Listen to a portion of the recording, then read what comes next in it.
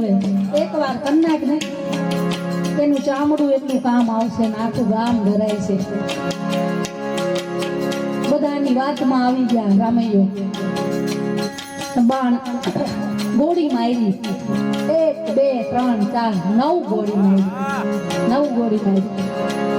આ કોઈ ઉપજાવી કાઢેલી વાત નથી. ઝવેરચંદ મેઘાણી અને સંત આખા એ બધામાં તમને સાંભળવા જોવા મળશે, વાંચવા મળશે.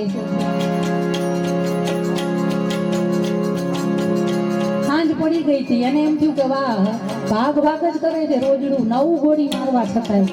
પણ સાંજ પડી અને કોક દોડીને આવ્યું કે રામૈયા તને વેલનાથ બાપુ બોલાવે. કે અત્યારે ને અત્યારે બોલાવે. રામૈયો જાય છે દોડતા પગે અને બાપુને જોવે છે તો લોહી લુહાણ. વેલનાથ બાપુ, ઓહો બાપુ આ તમને શું થયું? કે આ તારા જ પરાક્રમ છે. આ જો 9 ગોળી તે 9 માં લીધી. નીકળ હાલ કે તું ભક્તિને લાયક નથી, વહી જા મારા આશ્રમમાંથી બહાર. ત્યારે રામૈયો બહુ આજીજી કરે, બંદૂકના કટ્ટા કરી નાખ્યા. આજ પછી શિકાર કરું કે બીજા ખોટા કામ કરું તો મારા ગુરુની આણ નહીં કરું. વેલનાથ બાબા એક વખત માફ કરો.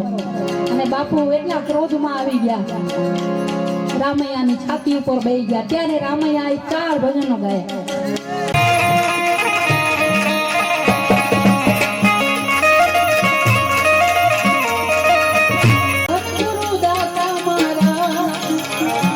મારા ગુરુ